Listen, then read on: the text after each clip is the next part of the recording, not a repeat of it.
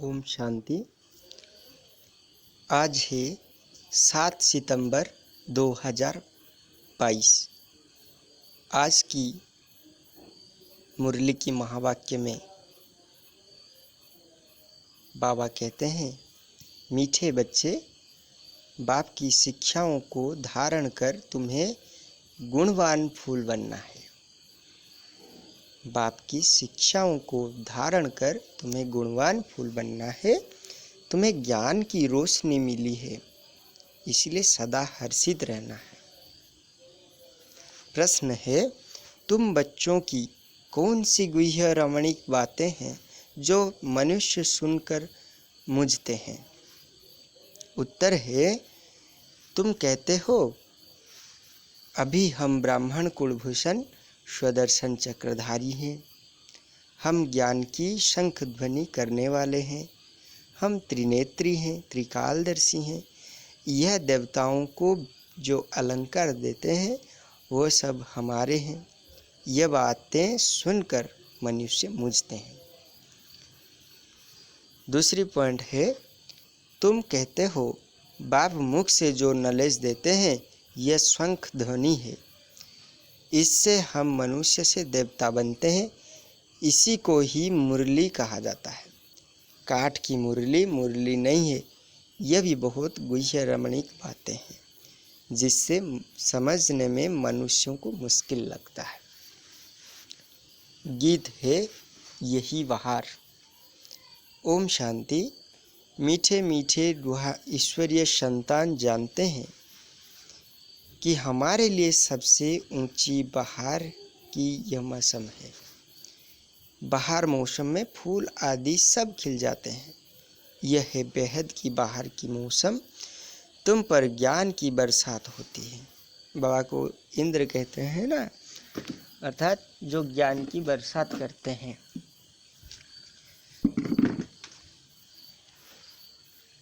तो सूखे कांटे से तुम फूल बन जाते हो, यह भी तुम ही जानो नंबरवार पुरुषार्थ अनुसार। कोई तो बहुत खुशी में रहते हैं कि हम इस ज्ञान बरसे से कांटे से फूल बनते हैं। झाड़ जब एकदम सूख जाता है तो एक भी पत्ता नहीं रहता। हर वर्ष हर हाल होता है।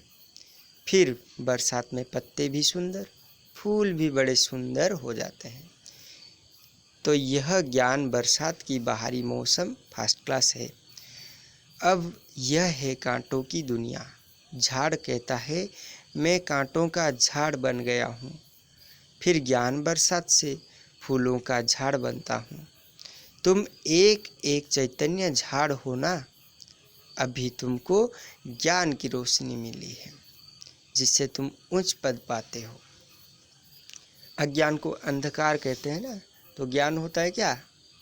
रोशनी। तो परमात्मा अब आकर हमें ज्ञान की रोशनी देते हैं कि तुम खुद को पहचानो, तुम अपने को आत्मा रूप में जानो। तुम क्या से क्या बनते हो? तुम जानते हो अभी हम अपवित्र से पवित्र बनते हैं। विष्णु भी जुगल रूप है ना। विष्णु किसको कहा जाता है? चतुर्भुज विष्णु। 2 हाथ लक्ष्मी के, 2 हाथ नारायण के। इस रूप को विष्णु कहते हैं।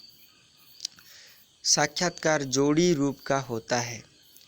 विष्णु को 4 भुजाएं दिखाते हैं ना, परंतु उनको ज्ञान तो कुछ भी है नहीं। 2 रूप मिलकर डांस करते हैं। बाप समझाते हैं, दिवाली होती है तो महालक्ष्मी आती हैं। तुम दोनों को बुलाते हो, आगे लक्ष्मी पीछे नारायण होता है। लक्ष्मी 2 भुजा वाली होती है, महालक्ष्मी 4 भुजा वाली होती है।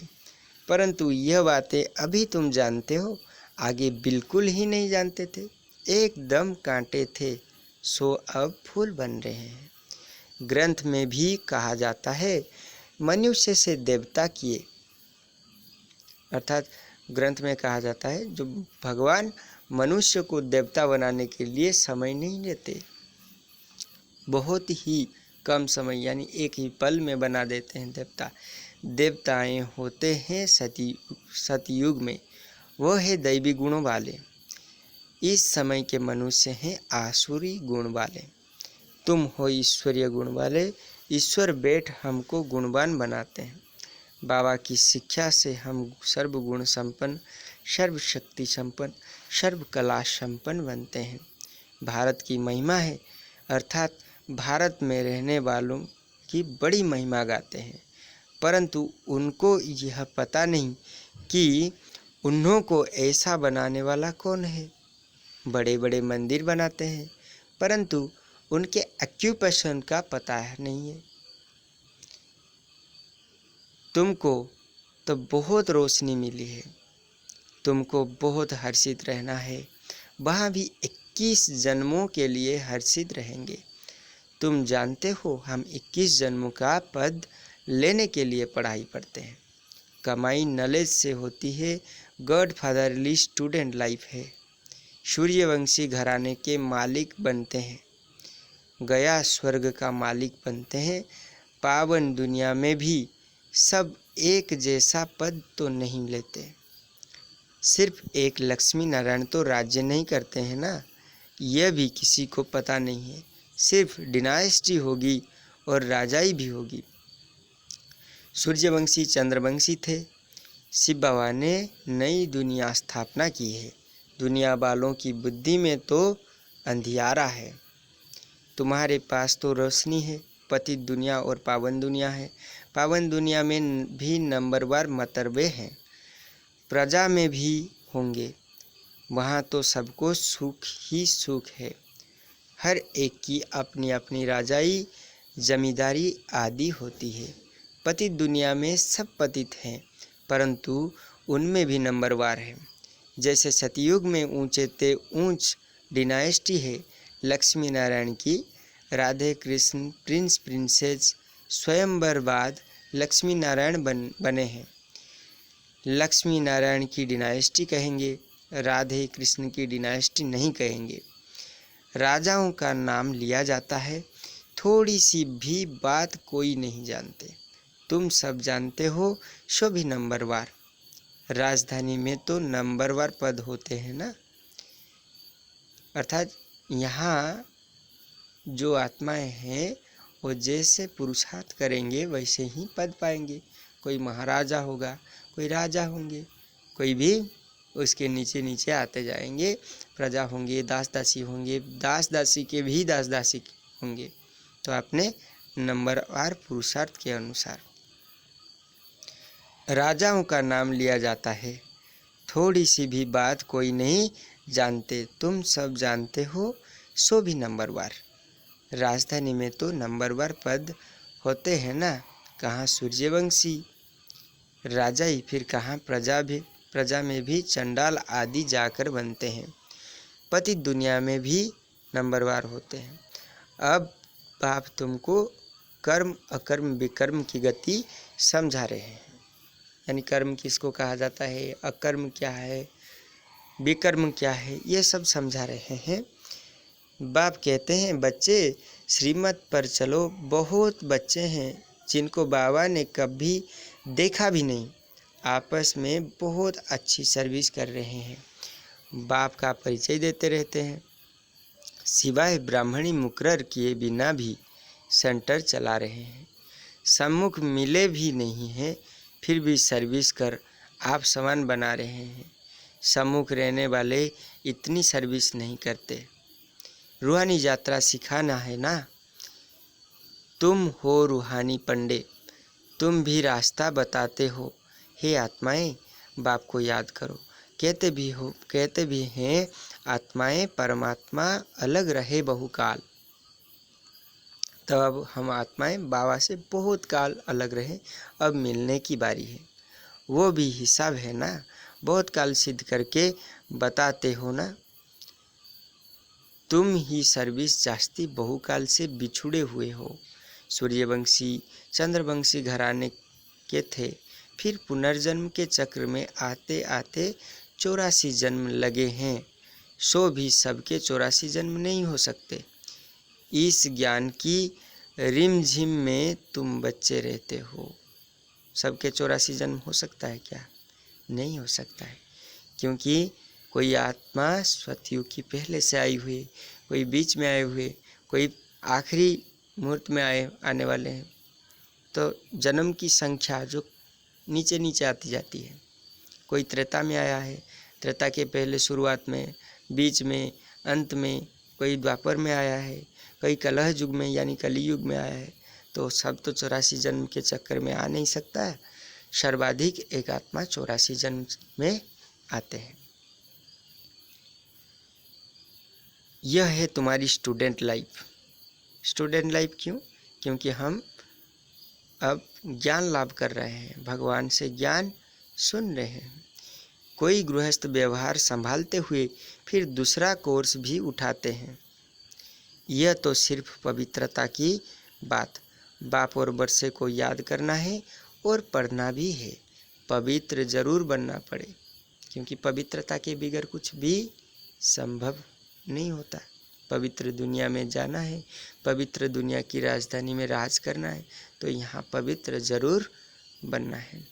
कहते भी हैं, शेरनी का दूध सोने के बर्तन में ही ठहर सकता है। शेरनी की दूध चाहिए तो सोने की बर्तन भी जरूरी है। बाप भी कहते हैं, पवित्रता के बगैर धारणा नहीं हो सकती। इसीलिए बाबा कहते हैं, इस काम महाशत्रु को जीतो।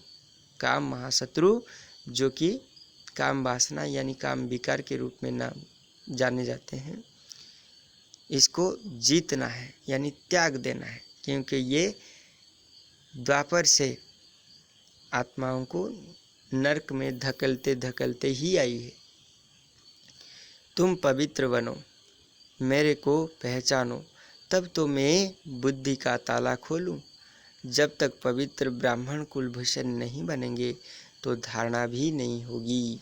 आज भगवान ने साफ साफ कह दिया कि जब तक तुम पवित्र नहीं बनोगे तब तक धारणा किसी भी प्रकार नहीं होगी।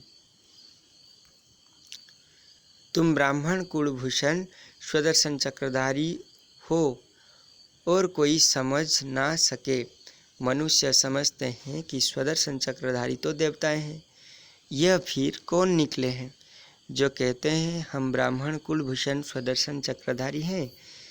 इन बातों को तुम बच्चे ही समझते हो। यह बड़ी गुह्य रमणीक बातें हैं। नॉलेज की शंख ध्वनि तुम करते हो, देवताएं तो नहीं करते। वो तो शिव बाबा की शंख ध्वनि सुनकर देवता बनते हैं। शिव बाबा तो है नॉलेजफुल, परंतु उनको शंख कैसे देंगे? नॉलेज तो जरूर किसी के मुख से देंगे ना। इसलिए गीता में कहा गया है, मम जोनि महत ब्रह्म तस्मिन् गर्भ ददाम्यहम संभव सर्वभूतानां ततो भवति भारत। अर्थात मैं गीता ज्ञान देकर सतयुग की स्थापना करने के लिए ब्रह्मा के शरीर का आधार लेता हूँ, जिसको मैं परपकाया प्रवेश कहता हूँ। ये मेरा दिव्य जन्म है, क्योंकि मैं जन्म मरण से परे हूँ। तो ब्राह्मण कुलभूषण स्वदर्शन चक्रधारी। स्वदर्शन माना खुद को आत्मा के रूप में दर्शन करना, अर्थात स्वदर्शन चक्रधारी की अर्थ ये हुई कि जिन सब आत्माओं ने खुद को परमात्मा परमपिता शिव बाबा के संतान के रूप में जान करके खुद को ज्योति स्वरूप आत्मा समझकर परमपिता परमात्मा को याद करें, ज्ञान योग धारणा में चले, इनको कहा जाता है ब्राह्मण कुलभूषण स्वदर्शन चक्रधारी। ब्राह्मण क्यों कहा जाता है? क्योंकि ब्रह्मा जो कि पहले ब्राह्मण है, ब्रह्म जानति इति ब्राह्मण। तो ब्रह्मा के मुख से जब परमात्मा ज्ञान सुनाते हैं, मुख द्वारा हम बच्चों को एडप्ट करते हैं, तो हम मुख से ज्ञान सुनते हैं, तो इसलिए हम मुख वंशावली। इन बातों को तुम बच्चे ही समझते हो। यह बड़ी गुह्य रमणीक बातें हैं। नॉलेज की शंख ध्वनि तुम करते हो। देवताएं तो नहीं करते, वो तो शिव बाबा की शंख ध्वनि सुनकर देवता बनते हैं। शिव बाबा तो है नॉलेजफुल, परंतु उनको शंख कैसे देंगे? नॉलेज तो जरूर किसी के मुख से देंगे ना, उनको ही मुरली कहा जाता है। बाकी कोई काठ की मुरली नहीं है, बराबर ज्ञान की मुरली बज रही है। मनुष्य तो समझते हैं यह पूजा भक्ति आदि परंपरा से चली आती है, परंतु परंपरा से कोई चीज़ चल ना सके। कहते भी हैं यह रक्षाबंधन आदि परंपरा से चले आते हैं। अच्छा, परंपरा से कब से, यह तो बताओ। परंपरा चलती आ रही है तो परंपरा कब से शुरू हुई है? क्या परमात्मा ने पतित दुनिया रची तब उनको पतित पावन क्यों कहते हैं? वो पढ़ाई की बातें रोज बुद्धि में आनी चाहिए, मुख खोलने की प्रैक्टिस करनी चाहिए, यानी ज्ञान सुनाने की। तुम तो बहुतों को समझा सकते हो, अपनी उन्नति के लिए प्रबंध रचना है। जैसे बाबा सबको रास्ता बताते हैं, हमको फिर औरों को रास्ता बताना है, तब तो बाप से बरसा पाएंगे। बाकी धमपा मचाने से बरसा पा नहीं सकेंगे। बाप को बहुत रहम आता है, कितना समझाते हैं परंतु तकदीर में नहीं है। कितने रत्न मिलते हैं, रत्नों का भी विस्तार बहुत होता है ना, रत्नों में भी फर्क बहुत होता है। कोई की कीमत लाख रुपया होती है तो कोई की फिर 1 रुपया होती है। यह भी अविनाशी ज्ञान रत्न है जो धारण कर और कराते हैं तो कितना उच्च पद पाते हैं। बच्चों के मुख से सदैव रत्न ही निकलने चाहिए। बुद्धि समझती है परंतु मुख से नहीं बोलेंगे तो उनकी वैल्यू क्या होगी? जो मेहनत करेंगे, आप सामान बनाएंगे तो फल भी बहुत मिलेगा। यह सर्विस करना और सिखलाना भी कम सर्विस है क्या? तुम्हारी बुद्धि में अब रोशनी आ गई है। सबसे बड़ा साहूकार कौन है? तो 10-12 नाम लेते हैं। तुम भी जानते हो इस ड्रामा में मुख्य कौन कौन है। परमपिता परमात्मा, शिव क्रिएटर यानी सृष्टा, डायरेक्टर प्रिंसिपल है, एक्टर है, प्रिंसिपल एक्टर यानी मुख्य अभिनेता निर्देशक है। ऊंच ते ऊंच है शिव बाबा, फिर है सूक्ष्म वतन स्थूल वसन वासी। यह सब बातें तुम अभी जानते हो। लाखों वर्ष कल्प की आयु नहीं है, कल्प की आयु ही 5000 वर्ष है। मनुष्य मात्र तो कितने घोर अंधियार में है। तुम अब अज्ञान अंधेरे से निकल कितनी रोशनी में आए हो। कोई तो रोशनी में आए हैं, कोई फिर अंधियारे में ही पड़े हैं। इसमें है सारी बुद्धि की बात। कोई तो विशाल बुद्धि झट समझ जाते हैं। आत्मा तो है ही स्टार मिशन, भ्रुकुटी के बीच में बड़ी चीज तो ठहर ना सके। जरूर ऐसी चीज है जो इन आँखों से देखने में नहीं आती। बड़ी चीज हो तो दिखाई दे। आत्मा तो अति सूक्ष्म है, बिंदी मिसद। यह है गुह्यते गुह्य बातें। शुरू में अखंड ज्योति तत्व कहते थे, शुरू में स्टार कहें तो समझ ना सको। सारी नॉलेज एक ही दिन में थोड़े ही दे देंगे। दिन प्रतिदिन गुह्य बातें बाप सुनाते हैं। ज्ञान सागर से अथाह धन मिलता है। जब तक जीना है तब तक ज्ञान अमृत पीते रहना है। पानी की बात नहीं है, ज्ञान सागर से ज्ञान गंगाएं निकली है। वो तो पानी का सागर है। कहते हैं गंगा अनादि है, यह स्नान आदि चला आता है। तुम देखते थे बच्चियां ध्यान में जाती थी तो गंगा जमुना नदी में जाकर रास विलास करती थी। यहाँ तो डर लगता है कि डूब न जाए। वहाँ तो डूबने आदि की बात ही नहीं रहती, कभी एक्सीडेंट हो नहीं सकता। तो यही बहार है जबकि तुम कौड़ी से हीरा अथवा पतित से पावन बनते हो। पावन दुनिया बनेगी तो जरूर पतित दुनिया का विनाश होगा। महाभारत में तो पूरा दिखाया नहीं है। दिखाते हैं पांडव पहाड़ों पर जाकर गल मरे, साथ में कुत्ता ले गए। क्या पांडव कुत्ते को भी पालते हैं क्या? तुम तो कुत्ता पालते नहीं हो। कुत्ते का मान कितना रखा है। बहुत लोग कुत्ता पालते हैं। बाप तुम बच्चों को समझाते हैं कि तुम बच्चों को बहुत हर्षित रहना है। तुम्हारे पर नित्य ज्ञान वर्षा हो रही है। तुम जानते हो कि बाबा कैसे आते हैं, ज्ञान वर्षा करते हैं और भारत में ही आते हैं। इसीलिए भारत की बड़ी महिमा है। भारत ही अविनाशी खंड है।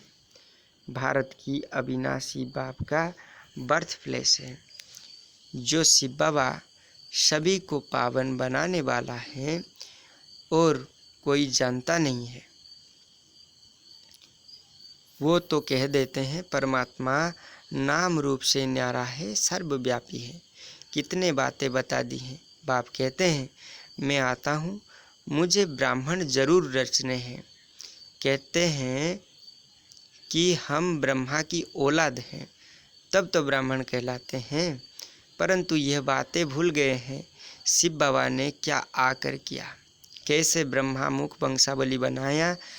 तुम अब जानते हो शिव बाबा आए हैं, वो हैं रचयिता, तो जरूर नई दुनिया रची होगी। किसी को भी पता नहीं है। ना जानने के कारण गालियाँ देते रहते हैं। इसलिए बाप कहते हैं यदा यदा हि धर्मस्य ग्लानिर्भवति भारत।